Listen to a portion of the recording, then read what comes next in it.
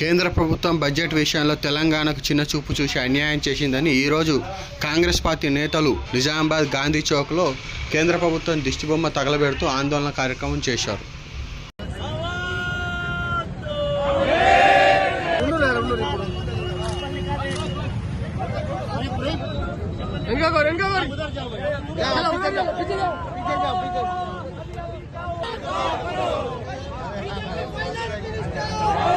BJP finance minister, BJP finance minister, prime minister, prime minister, prime minister, Telangana के साथ, तेलंगाना के साथ।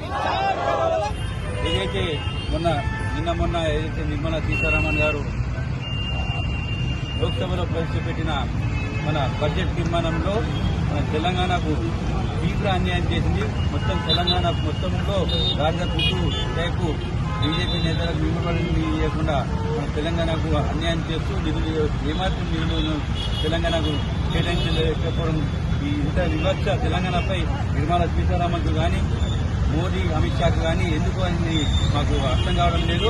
తెలంగాణ ప్రజలు ట్యాక్స్ కట్టడం లేదా, సుంకం కట్టడం లేదా, కొన్ని వేల కోట్ల రూపాయలు తెలంగాణ నుంచి కేంద్రానికి వెళ్తున్నాయి. కానీ కేంద్రం నుంచి మళ్ళీ తిరిగి మాకు తెలంగాణ ప్రజల కోసం ఏమాత్రము బీజేపీ ప్రభుత్వం నిధులను కేటాయించడం లేదు.